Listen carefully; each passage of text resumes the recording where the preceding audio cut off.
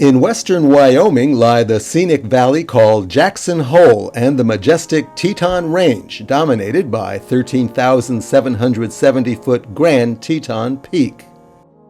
The Shoshone and Crow Indians hunted buffalo and other game here when they weren't hunting each other. They made no permanent settlements. In winter, the valley is an icebox, and the Indians moved their camps out. In the 1820s came the first French trappers, lonesome men looking for beaver, muskrat, and ermine. They named the peaks the Grand Tetons, the big breasts, no doubt because during their long journeys everything started to look like a breast.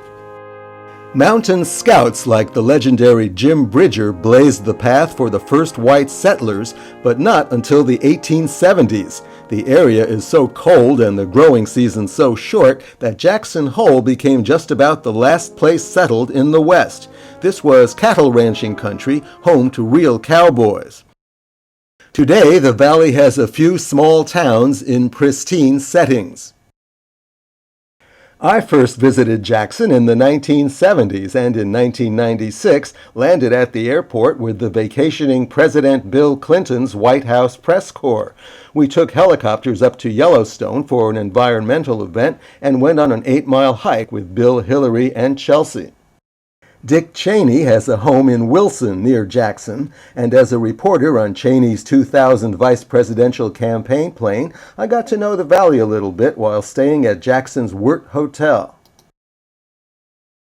2012, my wife Irma and I arrived with the Far West Ski Association, a popular site, the arches of shed elk antlers at the Jackson Town Square. There's nightlife and upscale shops for jewelry and Western art. Local news stories remind us that we're surrounded by wildlife in a vibrant ecosystem.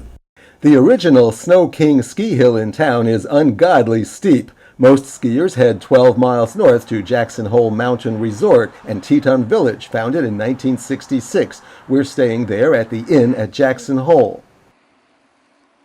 Jackson Hole has a well-justified reputation as tough terrain, mainly for experts. Fine for Irma, but barely competent skiers like me are limited to a few flat, easy slopes near the base. Without my skis, I accompany Irma on the fast tram ride to the 10,450-foot summit of Rendezvous Mountain.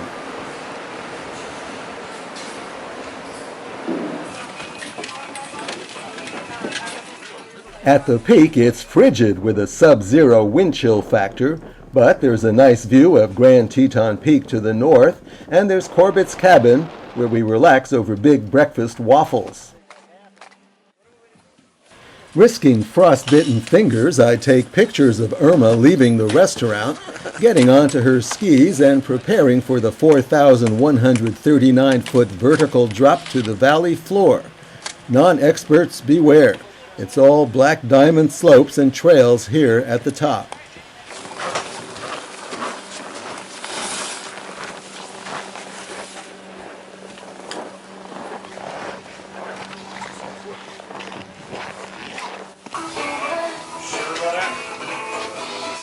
I have no choice but to skulk back onto the tram and ride it down. On the way, I catch nice views of my happy skiing superiors, gliding easily through the excellent snow with smoothly linked parallel turns. At the bottom, here's my speed, the Tiwinot Quad Chairlift, named for the Shoshone phrase for the mountain range, many pinnacles. I can't go very far or very fast, but with some coaching from Irma, I actually improve my skiing, finally grasping the rudiments of making turns.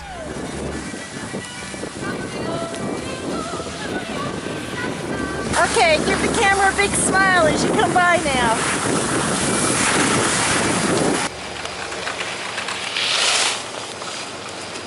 In after-hours action, Irma rescues Happy, the lost Labrador, and we get ready for the first of a non-stop round of parties.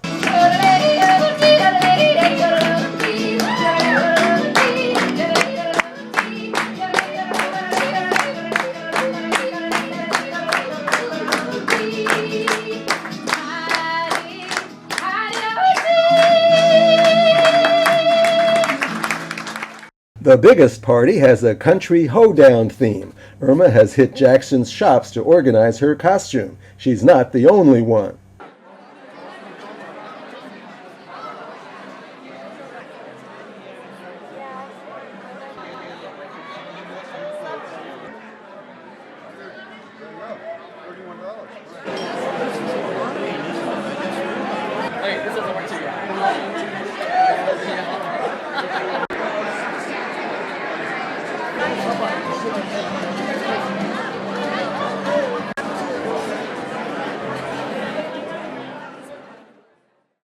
A wintry morning just right for a sub-freezing, windy sleigh ride on the National Elk Refuge just outside Jackson. Oh, what fun getting close enough to smell some of the thousands of elk that winter here. Elk picked off now and then by gray wolves down from Yellowstone, or perhaps by the odd mountain lion. Jackson Hole is America's Serengeti Plain for wildlife. For more animals, on the coldest morning yet, Irma and I go on a science tour that will take us through the valley and into the mountains of Teton National Park. It's 14 below zero Fahrenheit when we start out, and it doesn't get much warmer. Survival, so we definitely want to keep our voices down and not approach too closely on foot.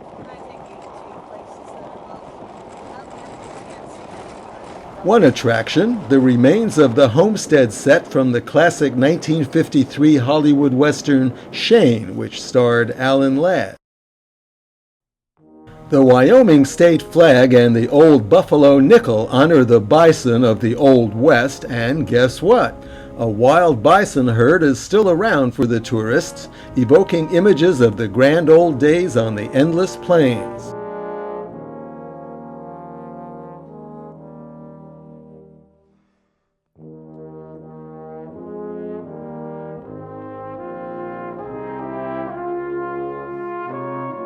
Into birds, a pair of brown-capped rosy finches, then a young bald eagle checking out a bighorn sheep.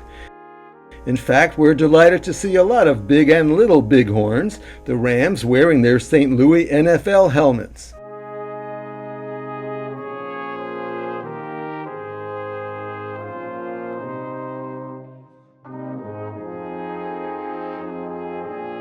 On the flats, a lonely coyote on patrol, probably hoping for a succulent rodent. We have scant hope of seeing moose, but suddenly there appears a big moose cow and her calf, sticking close so Mom can kick predators away as the pair munch on cottonwood branches.